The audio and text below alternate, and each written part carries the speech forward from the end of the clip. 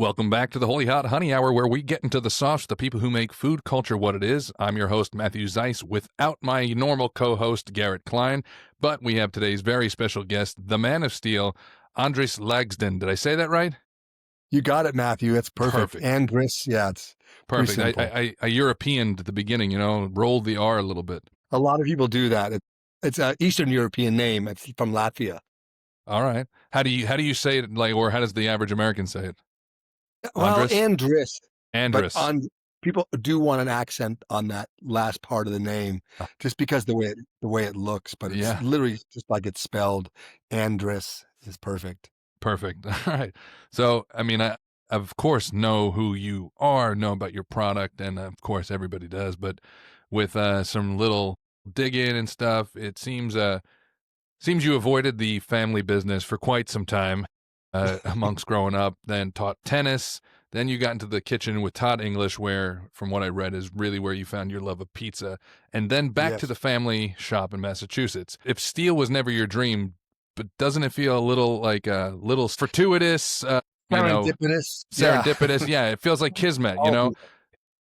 It's an incredible story when I look back, and all I can think of is the baking steel is really a byproduct of my life up until my mid-40s when I created it. It was literally, it was restaurants, which I love, the restaurant, the hustle and the vibe, the energy the restaurants bring. And then the business, I love business, and culture of business is amazing. And restaurant business is so difficult and so challenging. And entrepreneurship, well, I grew up in a house that had an entrepreneur, my dad, and always fond of what he did on a daily basis, how he loved it. And he worked a lot, but now that I'm kind of living the same type of life, I get it. It's like it's like your baby, and you just want to cling on to it and work with it and make it better. And then working with Todd English, another entrepreneur, and this guy, it's funny.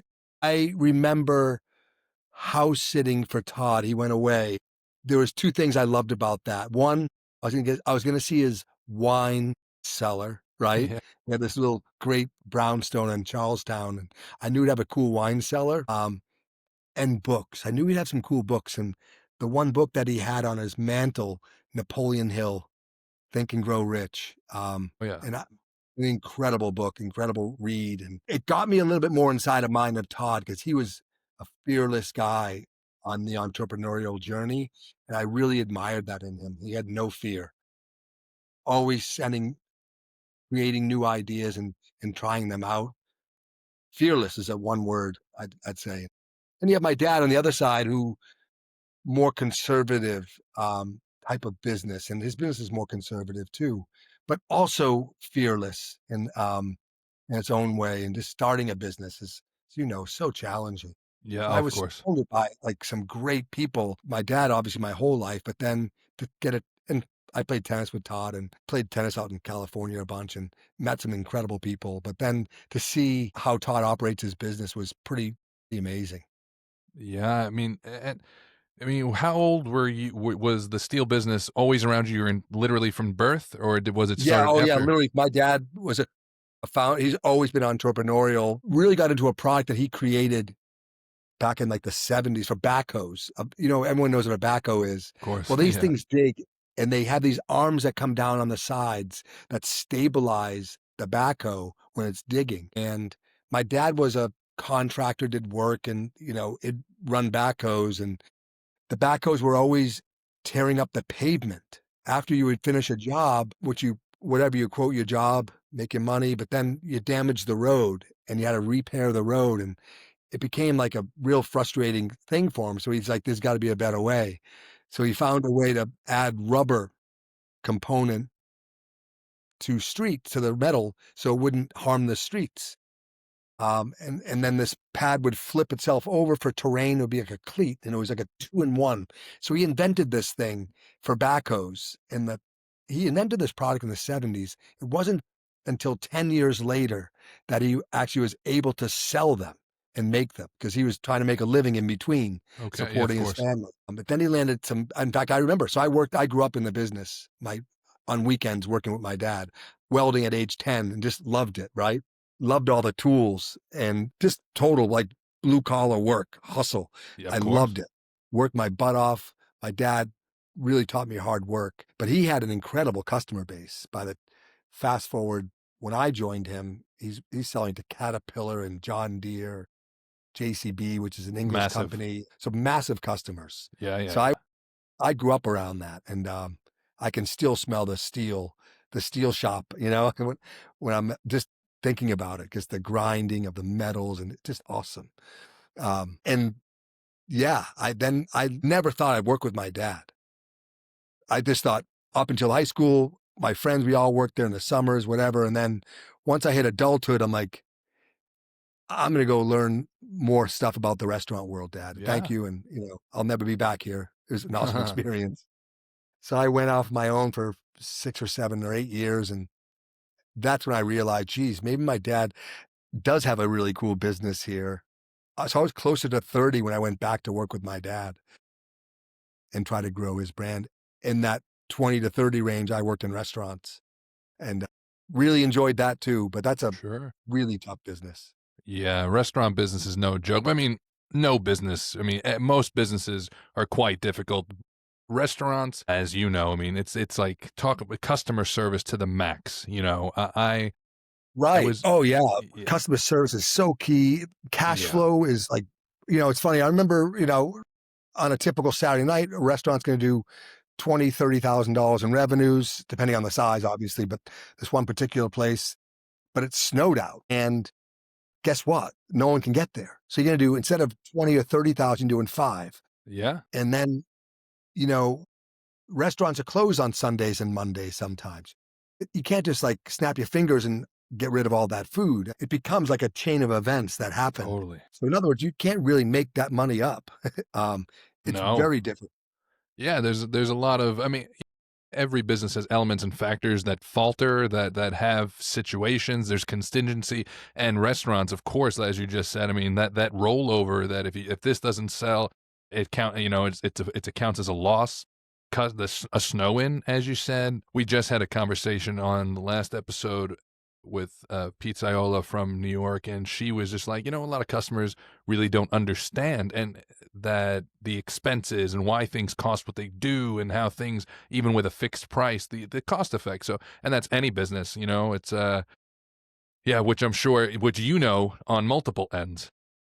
I do. And yeah, in restaurants, and there's some great restaurants out there. And Oh yeah, those owners are just crushing and they have so much like determination. It's incredible. And, you know, they charge in the good places, they're charging more and they should charge yeah, more money because, and then the people that leave bad reviews, well, F you guys, yeah, it's yeah. like these guys are trying to make a living at doing this and even giving them a 3 star because, your feet were cold. I know. It becomes like, it's such a, just another variable that we don't need, right? In the restaurant world, it's really hard.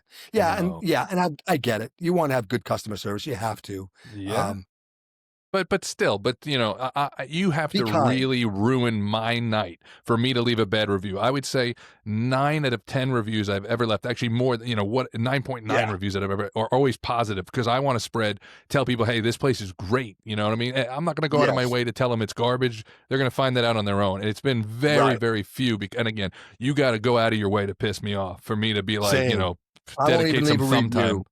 No. I'm only leaving positive. Plus, I Yeah. just want that vibe. I want to have positive vibes Sure. all the time. And for Totally. me to go in there, and someone had told me early on in my baking steel career, because I read all the comments, and when I first came out, I was priced too much. And I was like, I took it to heart. I'm like, look, in fact, it was ironically, I didn't even come close to where I should have priced this thing. I was way under because that's just the way marketing is and work, etc. But Of course.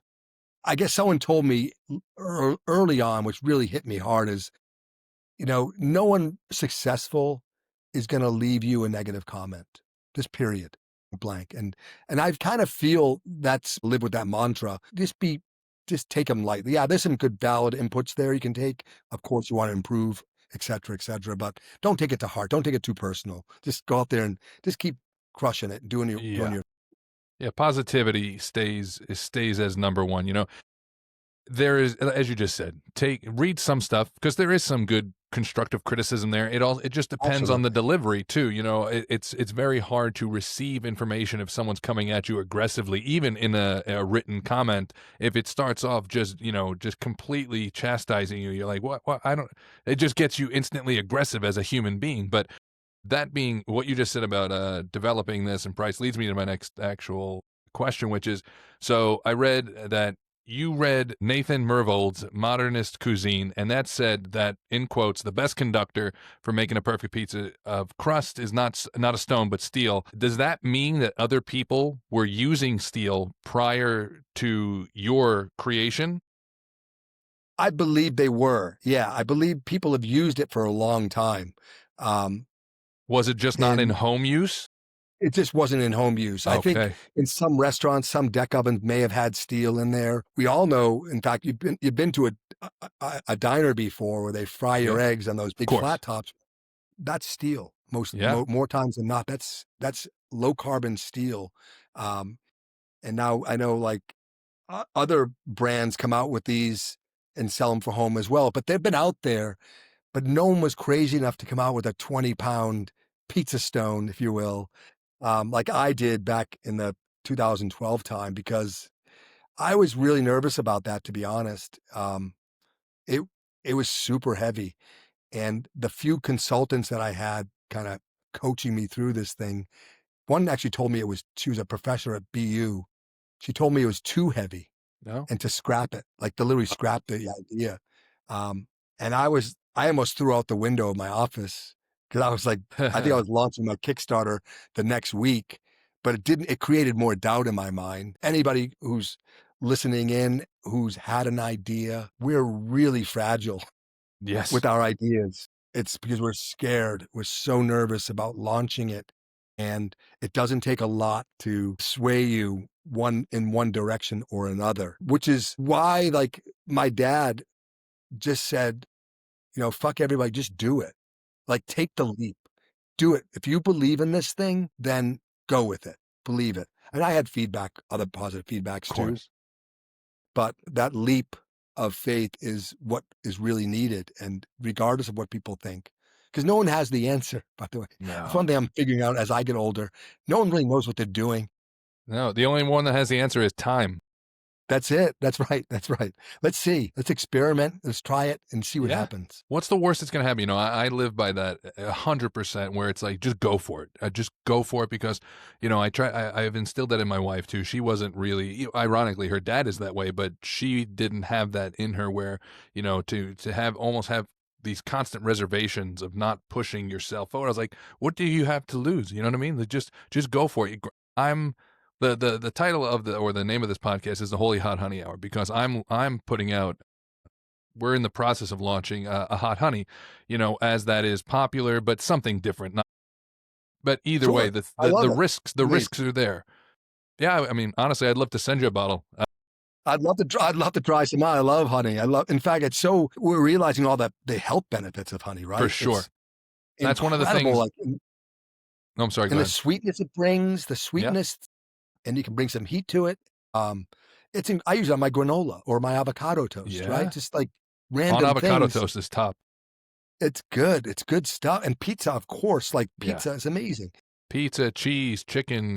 It's Right. yeah, So it's yeah. like you're adding, it's like a power, it's a superfood. I'm guessing it's It got to is. be up there as It far as is. the nutrients and the macros that are involved. Incredible. So yeah, Yeah, the I'd love probiotics, probiotics. the antibacterial factors. It's super medicinal. And in peppers, peppers are incredibly good. So the combination is, and that's listed on our website as the medicinal factors. Anyway, but the point that I was going to make was that, to go with what you said is the risks involved when you're in the development stages and there's all this fear surrounding you already. And, you could have 10 positive feedbacks, but that one negative is going to hit you in the head like a brick. So, it doesn't matter. It doesn't change. It's going to happen forever. I've had like, I could have like 10 months in a row where I've grown, right? Or 3 years in a row, and then I'll have a bad day and Yeah. I'll be getting down on myself. Like, Yeah. what do you do? Power up your pizza, boost your chicken, upgrade your charcuterie board. Fresh chilies and real honey combined for ultimate flavor mode. One taste and boom, you're in the sweet spot. Holy Hot Honey, divinely sweet, sinfully spicy. It's like It's nature, man. My it's wife does nature. it too. My wife is a fitness competitor, and she's constantly, but like, so she'll be having these positive super strides, and then like just one bad look in the mirror, and that's, so, but that's us, that's people, as you said, there's a fragility there, and There you is. know, It's a fun thing to navigate as a human and try to block that out. And yeah, entrepreneurship has really taught me that. Having kids, another thing that's really of course. taught me that, and just perseverance and just get up and go. Dust yourself off.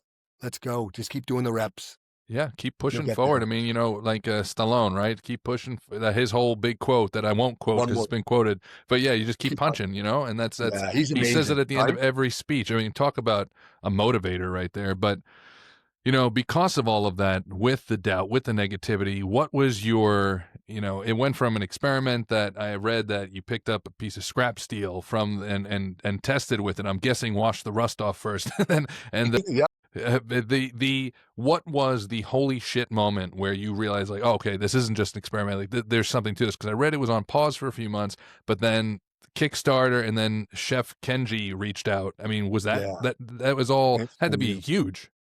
Surreal. Oh yeah, it's surreal. The first one I used, actually I used parchment paper because I wasn't using the broiler. It was a little Okay, rusty. yeah, It was a piece I used the caterpillar parts. It wasn't even cleaned off yet. Anyway, I made pizza, and it was that, but even before then, is when I read the article that it felt like someone hit me over the head totally, when the Wall Street Journal's peppering questions. It was a Friday night. I'm in my office reading this, and the peppering questions to Nathan, and the third question to him was how to create a Neapolitan style pizza. And modern cuisine, by the way, is a reference on the physics and math and science of cooking. mm, It's really incredible. Like, it's a book that's taken food and science to a whole new level. And that's what I was reading this book. Nathan Myhrvold, being a mad scientist himself for real, like he really is a scientist, that I was just fascinated by this book. So my eyes are glued to the questions. And the third question was how to create like a Neapolitan style at home. And he said to use steel on the shelf. And when I read that, it was like someone took a baseball bat to my head. I was like I knew my science mind said it conducts really well. Remember, we had touched the end of a fork and it would get hot, and then after a few minutes, that conductivity would of course, burn the handle. Like you'd be like, oh my god, like seventh grade science yeah, class. good times, And yeah, I still do it. yeah, We put a spatula in the pot, and the spoon handle gets hot, right? 1,000 times, Right? It's crazy. So that when I read that, it was like someone took a bat over my head, and I was like, what the heck? Wow. I knew it would work. I just couldn't. I was more in disbelief that I had worked professionally with pizzas. I had all of Todd's recipes. Now I've been in 15 years in steel, and not once had I thought of that. Um, and which was crazy, right? And so, boom, I try it, and I was like, holy mackerel, like this thing is so good. Because people at home, we struggle with crispy pizza at the bottom, right? It doesn't cook well. And here, for the first time in 7 minutes, I had this crispy crust, mind blowing. So I went back to my office on Monday, told my dad and my brother to sit down. I've got a new idea. Now, this is, think of an industrial plant, it got some cool equipment in there, busy, right? Because the economy's just kind of coming roaring back for from the sure, 2008 recession. And I told him it was a pizza steel. I didn't name it baking steel yet. My wife thought of that later on, but they told me to go back to my office. There's no way. Good job, but how are you going to sell this thing? Right? yeah, This is not pre-internet, but pre-commerce really. And I shelved it. I was like, you're right. Go back to my office and sell my flip pads for my dad. But anyway, it was just one of those ideas that just would not go away. yeah, Just sat in my brain. I started a few months later. I was like, I got to do something with this. I just have to. And if I fail, that's fine, but I'm going to try with all my might, everything I got. And I started sending some out to friends. They gave me the same feedback I was getting. So I did a Kickstarter, and I thought I could sell at the end of Kickstarter 50 units a month, and I would have like this side hustle doing my family business and doing Yeah. these steals. Then Kenji called me and he emailed me. He said, "Hey, I see a Kickstarter. I'd love to try one of these steals." And I knew who Kenji was. Anybody who Of doesn't course. know Kenji, this is Yeah. 2012. He ran Slice at Serious Eats. And I sent him one. I was almost reluctant to send it because I was Yeah. like, my Kickstarter did like $15,000 at that point. I was like, oh, if he doesn't like this thing, then it's going to go to shit. But at the same time, if he does like it, I told myself, then let's go for it. If I Yeah. can't, if this guy doesn't like it, then it's not a good product anyway. I gave it to him, and he emailed me on a Tuesday night at like 11 and said, "Andris, this thing blows away my stone." And I was like, it Huge. just felt huge, huge. I knew it was huge Yeah. because of his influence. And I didn't even know what that meant, but I was just more relieved that I have this guy now in this food world that really likes this product and thinks it's the bomb. So he did a little blurb on it that week on Kickstarter, during my Kickstarter, and we literally doubled in 2 days from So like awesome. 200 units to, I think we ended 3 days later at 500 units sold, and which was literally mind blowing. And the good news, Yeah. we're manufacturers, so I was able to, we could handle that part of it pretty well. And what was funny is I didn't have a website set up for after Kickstarter. Oh, wow. I wasn't thinking far in advance. I'm like a week to go on my Kickstarter. This guy Lance I work with, he's like, "Dude, we gotta get a website up, Definitely. right? Like just in case we get some more sales." But it's So better to have the demand than not, you that's know? it. The That's fact that you correct. didn't Yeah, have a website, it's the least of your worries. it's true. Which gets back to that point of just take the leap and jump. Because guess what happened? I figured out how to do a website in a week. It's like you can figure these things out when you Yeah, have to, right? And definitely. it's either that or get zero sales.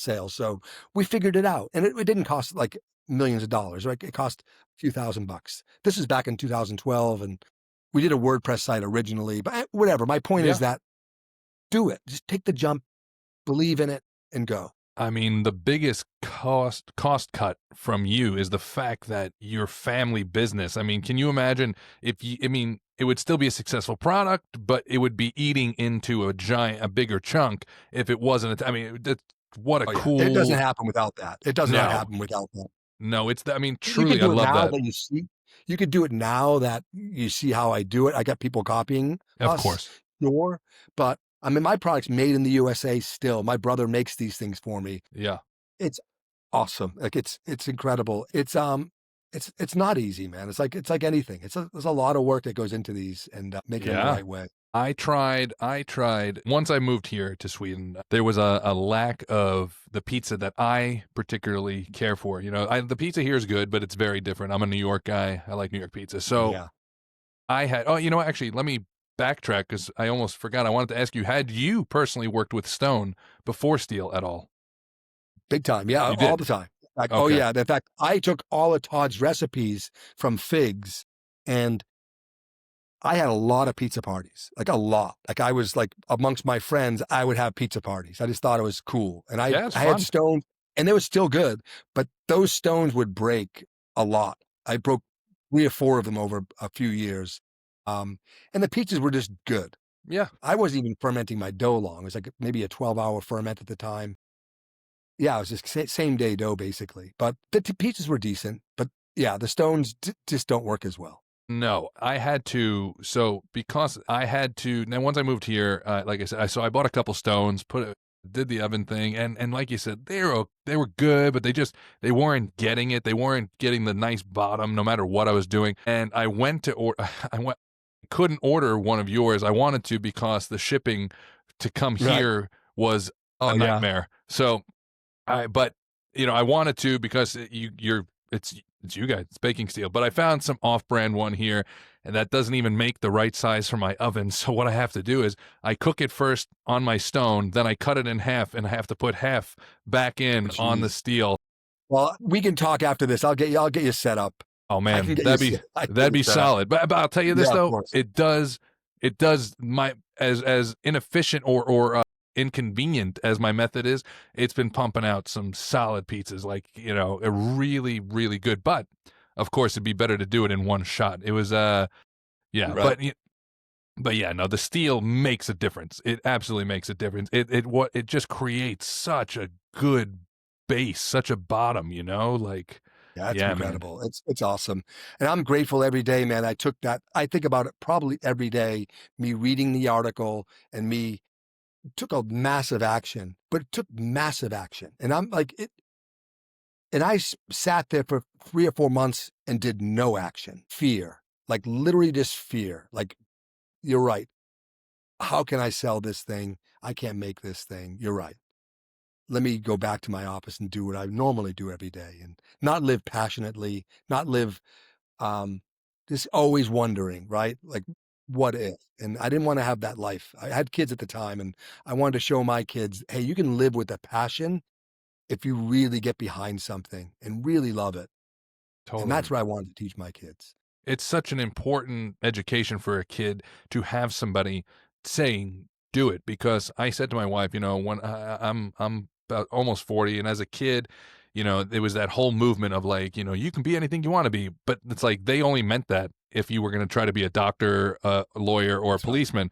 For me, I took that to heart, and it was just like I couldn't have cemented a thing in my mind anymore. It's like you can just do whatever you want to do. This is your life, and I instilled it, try to instill it in my kids all the time. Where my daughter, she's not so great at like this subject or that subject. I was like, it doesn't matter. I was like, it doesn't matter. What matters is that you find something that you're passionate about and then you go for it. She's a great artist. And I was like, you're going to, or she says she wants to be a baker and stuff. And then you're going to do that. You're good at it. You're really good at it. Just go for it because Just go for it. the world will supply you with so much doubt. If you start talking to other people, their doubts will infect your confidence of yourself. How many Totally. times the other people's own insecurities start weighing in on what you have an opinion about, and then it's a seed that grows into this terrible virus. Yeah, it's so 100% right on the money. It's so challenging. Life is already really hard, and I don't need somebody else telling me that. No. Just right? I'm gonna tell myself that enough every day. So I wanna just my job is to really stay healthy, go for walks, exercise, and feed my brain, not positivity, but really good ideas every Yeah. day. And anything is we're capable of anything. Like we have so much more than we think we do.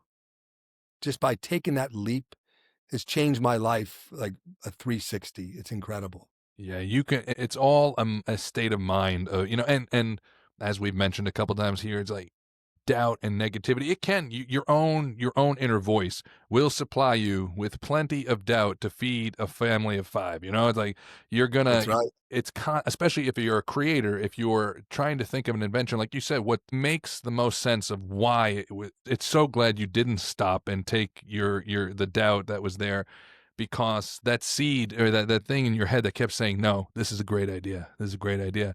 It's like, if you have that, go for it, because I've had those where then you have doubt and then you see somebody else put it out and it's successful. You're Yeah. like, God damn it. You know, it's the Happens to worst. everybody, right? Yeah. Happens to everybody. Yeah, they and it might even be different than what you originally planned. At least you're out there in that arena, taking the swings and trying to figure it out. Yeah. And that's the beauty of it all, right? Just because it gives you that much more confidence. Because guess what?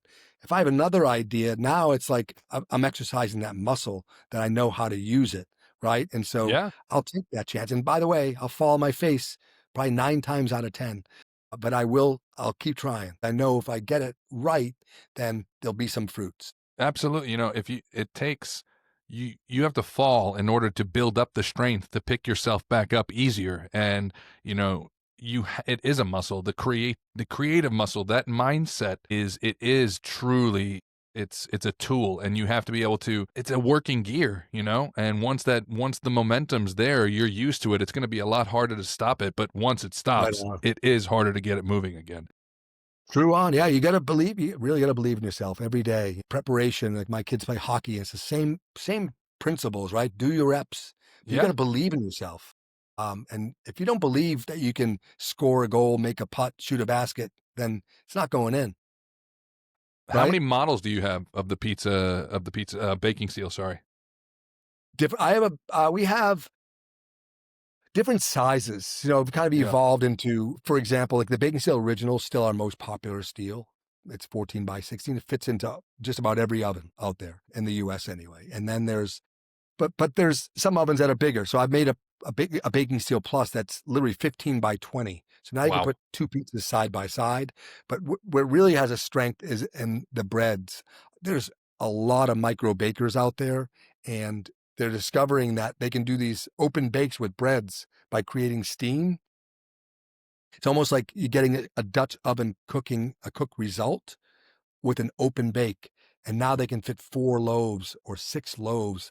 They can use 2 steels in their ovens and double their production, literally, which, as you know, I can go from making 6 loaves an hour versus two, significant with this very small investment. So we have that. Then I've got a baking steel pro, which is like massive, 16 inches square. It's 3/8 inch thick. This is for the New York style pizza guys at home. Yeah. I want to make the 16-inch round pizzas massively, and they're awesome. And then we have some griddle versions now, because we mentioned earlier the diners. Well, the baking Oh steel yeah. conducts energy really well. So think, pancakes, phenomenal. Each round, that steel just keeps rebounding. Pancakes are just a different color, brown, caramelized Yeah. beautifully. I'm Steaks, getting smash hungry. burgers. Yeah, same. Steaks and smash burgers and English muffins, one of my favorite things to make on the Burgers, stove top. I'm sure a smash burger must be incredible because, like you said, I mean, the skillet, it's so funny to watch how your product really, truly, and this isn't just blowing smoke, it's like, it's obvious. It revolutionized what people can do at home. A lot of people don't have at home stovetop skillets, and your steel kind of, if you're not using it for that, there are people then, I've seen other companies pop it, like now, have you seen the barbecue skillet, right? That's a thing Yeah, now. oh, massive. The Blackstone, I think, has Blackstone? Yeah, one. there it Yeah. is. Yeah. Born from fire and sweetness, forged in flavor, fresh chilies, raw honey, real warmth, aged to perfection, balanced by nature, smooth, rich, and just enough heat to keep it holy. Holy Hot Honey, divinely sweet, simply spicy. Yeah. Those are great. And those are, yeah, ours is essentially a portable version of that you Yes. can use in the oven, on top of the oven. It's an incredible tool. And I love it for all of the above. Like pizza and breads, yes. But all these smash burgers, like this, the crust you can create on a burger Yes. because the steel gets that hot, edge to Yeah. edge. It's just It's beautiful. a smash burger is yeah, the people are becoming hip to the idea that's like, oh, like crispy can equal delicious if it's done right, whether it's pizza or the burger. And it's true. I had to, I'm a, let's say 90% vegetarian, Okay, gotcha. Cool. and so I had to, there's mock beef patties here in Sweden that are, I mean, you would never know if it's cooked. You would never ever know. Like that, we in the States, we have the Impossible Burger, right? And this blows that out of the water. And Interesting. Oh, I very had, cool. yeah, it is, and the price difference is also significant. I remember before I moved here, Wow. I'm like racking my brain, and I was like to my wife, I was like, we have to invent the burger, and she's like, I don't understand what you're talking about because they already had it here, and but Oh, I that's learned how to cool. make it into smash burgers, and man, what a difference that shit makes. Just It's adding a different texture, right? Just a little different texture. Same meat, just yeah. cooking style is different. Like that Maillard reaction that creates that. It's awesome on the protein. It's incredible. And yeah, that's what it does. Like for steaks too, the same thing. You can still cook it medium rare or rare, but have a really nice sear on the outside. It just makes a nice difference. I'm curious now because of the success of your product at home. Do you continue to use the steels or do you have like a professional pizza oven now at home? No, 100% home ovens. Love it. I've got in fact, I just built a house, monogram ovens. I have one gas range and I have an electric oven. So I have two because I like both. I think they both have. So built my dream kitchen. So I've got one of each. I've got a studio. I'm out there today in Grand Rapids. I have one electric oven and it's awesome with my steel inside. Yeah. So our steel will just kind of just turns any home oven into like a Yeah, powerhouse. That's the sure. beauty of it. But I mean, what a great self endorsement of the fact, because like, again, if that question was just like, well, no, I actually built this Napoleon freaking style oven here, That's right. you know, uh, That's right. yeah, we have an electric. I wasn't used to electric when I moved here in Sweden. I don't think anybody has a gas stove, not a single one. Oh, It's all, okay. It's the way yeah, they do it. it's very electric, but you learn how to cook with it, and the recovery is very fast too. With Yeah, it is. It's so true. yeah, Yep. They have great benefits. They're great ovens, they especially are. now the technology is so great.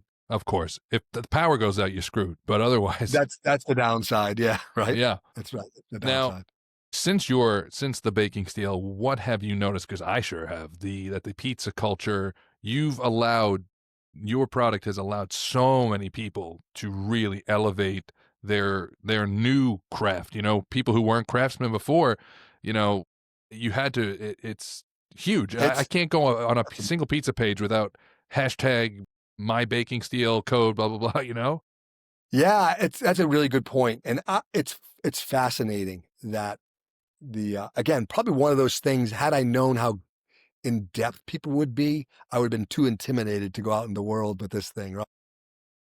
There's some because as you know too, you work in food and you work today with YouTube and just being online and ChatGPT. If you want to really dial in on a specific product and learn how to cook it really well, you can literally become a master in weeks. And you'll be tweaking, getting better. And I still feel like I'm getting better at making pizzas than I was 5 years ago. And it's wild the information age that we can get all this right at our fingertips. So my customers now, a few of them have opened restaurants up.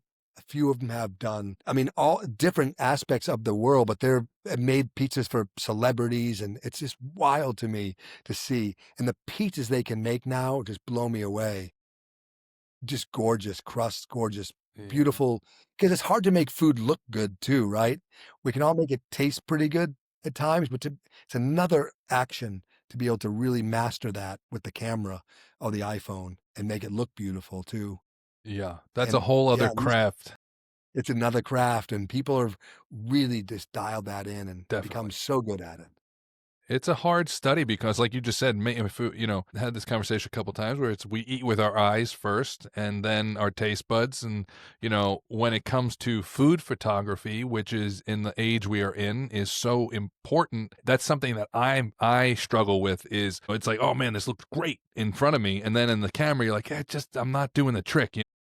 Yeah, it's It's a true. tough nut to crack. But as you said, the information age, you can learn how to do so much these days. I learned, I would say, 75% of what I know with making a good pizza online first with YouTube and Scott Right. Yeah, Wiener well, and all these yeah, people. And Scott's then amazing, right? Scott's, I mean, Scott's, I think he's on, yeah, he's on tomorrow. Oh, is he really? He's a solid dude, man. I mean, I think his name has been brought up on every single episode by one person or another.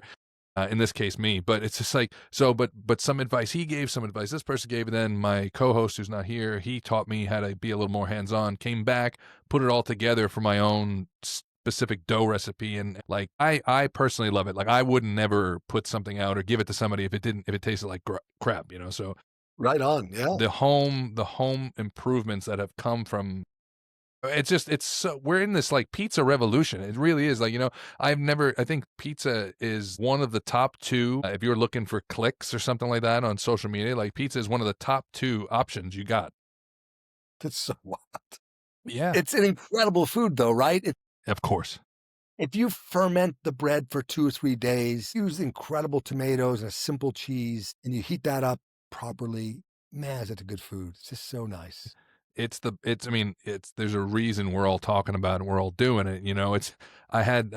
We had another guest on who had said, he's like, oh, I never heard anybody say they didn't like pizza. It's like, I have. And it's crazy. It's crazy when you hear those words out of people's mouth, like, oh, you want some pizza? Like, no, I don't really like pizza. You're like, what are you talking about? That's You gotta pause it insanity. while you do it, Yeah. right? Absolute And Scott, insanity. like, is the master. Like Scott, I've known Scott, gosh, for 10 years plus. When I Yeah. first started out, I met him in New York, and he was probably just starting out then. And he's like, yeah, he's an encyclopedia of knowledge Yeah. and such a great guy. He's If there's amazing. one person to learn about pizza from, he's the dude, He's the guy on the Olympic team. You're taking him, right? He's Yeah. like my first. He's the head. He's like the front face of the modern Mount Rushmore of pizza, like That's it. Yeah, he has is. become so synonymous. But with the most complimentary way. It's just he earned every second of it. You're talking about Sure the has. utmost research. We had this talk with like, pizza reviews are a thing now, right? And from people who lack a lot of credentials, whether they have eaten a lot of pizza or not, when then you get someone like Scott, it's like he's the guy. He's the guy. Oh yeah. No one's gonna know more than Scott on pizza. No, for sure. He's the And then authority. you have your book. Now, what year did the book come out? That was 2017 with Okay, Little Brown. Yeah, it's been doing great. It's cool. It's like my first book, maybe my last. Maybe I'll do another one. sure. It was a really cool experience. I co-wrote that with Jesse Olson, and she was great to work with. And Craig helped me, who worked with me at the time, and it was a really fascinating. We had to do all the pictures, and it was great. I wish it was more specific to pizza because we had to do other things, Yeah, of course. but it was great. It was a really cool experience, and Maybe put out learned a a lot. book that's just dedicated to pizza, a sequel. Yeah, that's what we're working on that. I think next we'll do a pizza Yeah. book and just just dial that in at home. It's great. Were there other names before your wife came out with baking steel? Were there other top front runners that you were like, oh, that might be a good option? That's a great question. It's funny. We were looking. We didn't want to do pizza steel because that Yeah. was too obvious, right? And Sure. and I knew from working in restaurants and steel that it did well beyond just pizza. It's interesting. I also knew I have some trademark experience working with my dad because of the things that he did. And names are tricky. Baking steel was awesome, but it was very descriptive, and it was going to be a bear to trademark that. Meaning it was like it's very like Band-Aid almost became like that anonymous with cut and the Band-Aids basically, Yeah, right? yeah, yeah. I don't know Of another course. name for those. What else would you call those? No, yeah, right. So baking steel became synonymous. We wanted the name to be popular, but it was trickier to get a trademark because it was too descriptive to what it Ye- was. But we appealed the trademark office like 3 times and we finally got it because we were using it properly. There were other names, but I always loved baking steel. When my wife came up with it, I thought it was very cool because it had a nice ring to it. Pretty simple, which I like too. All of our names are pretty simple. Baking Steel Plus, Baking Steel Pro, right? You just Baking keep it Steel. real, though. I mean, it's because, as Keep you it said, real. the descriptiveness as a trademark, sure, that there could be some struggles there, but as a product, nothing could be better than a name that sounds good, but it tells you what it is. That's right. And I see people using it in books now. It's amazing. And I just tell them to capitalize it because it's trademarked. Yeah, yeah. But it's No, fine. It's great. it's No, we're really proud of it. Proud of the name, proud of the brand. It's been a really fun experience. yeah, it's I mean, it's so huge, as you said. I mean, as per any product, there will be knockoffs, there will be this, but there are a lot of people who, even if there's a knockoff that has some good to it, there is always people, you want the real thing. Nothing beats the It's real funny thing. you say that. And I did the Gary Vee approach. I know Gary Vaynerchuk when I first started out, who was this, social media um, business person in marketing, and he's written some incredible books. And just you're gonna have your copycats, but just build your brand. Like just do your thing. And yeah, and I 100%. We're definitely, and I it's priced at the right point. If anything, it should be priced higher because the cost of acquisition is what all these guys that copy me don't realize that, hey, you know what? I need some money to market, which is true. And so Absolutely. you gotta, people like brand. They will buy the brand. If you have a story, they trust you. They will pay a premium for what you're selling because they want to become part of your ecosystem and get into your world. And it's 100% true. I see it in the numbers. Yeah. And do the right thing by your customers, educate them. It's what we love to do, and they'll follow you along. It's very simple when it comes to product name. When you think right off the bat, or if I were to say ketchup and it's just like Heinz, it's like if you're Heinz, I was listening to a show the other day where the guy's like, what other ketchup is there? He's like, is there another ketchup? Like, it's one of those because same for us where I am the knockoff, where the product I'm making, when people think hot honey, they're going to think Mike's right away. So Of we're course, not, yeah. the idea isn't like if you were to taste ours, where do you know Erica from A Pizza Story? I do. Oh yeah. Yeah. I So don't know personally. Yeah. no, yeah. So she had a bottle and she had said like, she's like, it's completely different. She's like, this is a completely different product. She goes, this is because I said to her, our goal was to be Frank's Red Hot of hot honey, where, the spice isn't so strong, but the flavor is. And that's exactly it. So it's like, because I'm not looking to compete with the competitor. If you're going to be a knockoff, you should have something different to offer the field, So you are a front runner. If there's another steel company that comes out, they should have something, but how are you going to twist that in a way that's You not got to copying? differentiate. Yeah. That's right. And I feel like you're right. And there's, you also have to have that abundant mindset, right?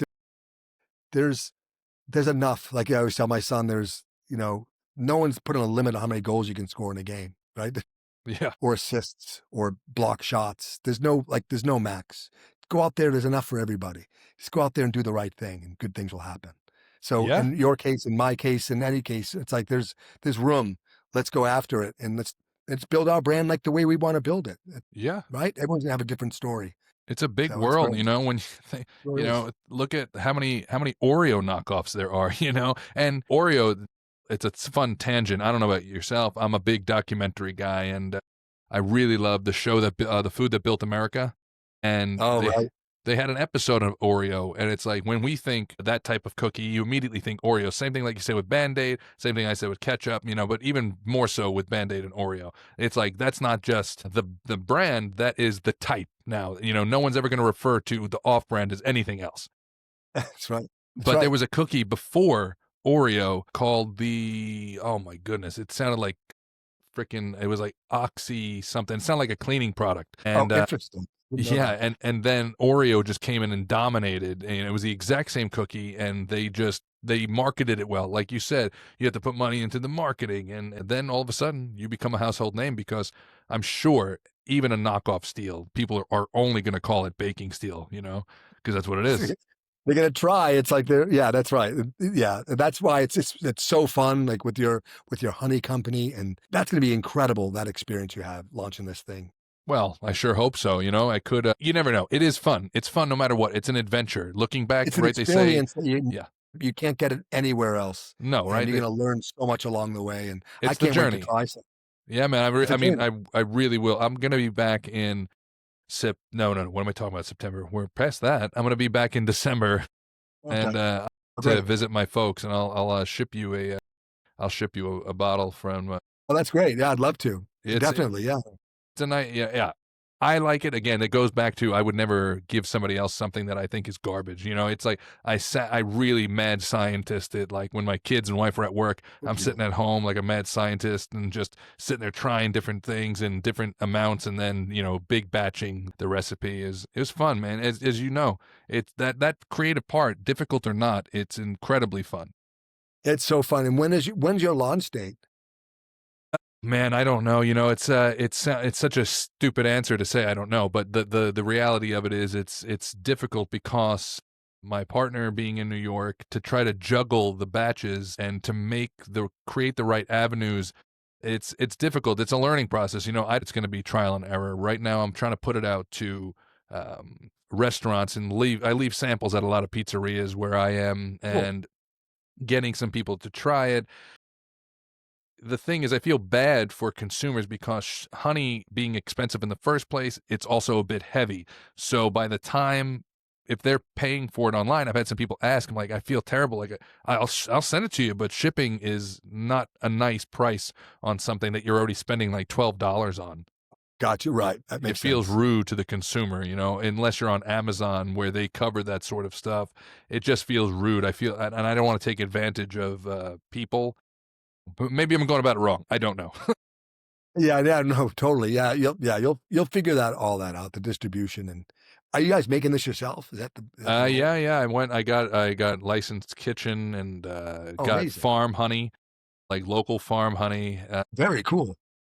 And so technically it's organic honey, but the law here, and I don't know how it is with the farms in the state, the law I was taught is, if you can't monitor, the bees can fly in 3 Swedish miles in any direction. You have to be able to tell where they sourced their honey from in order to call it organic, which is Oh, crazy, wow. right? Like, how do I know?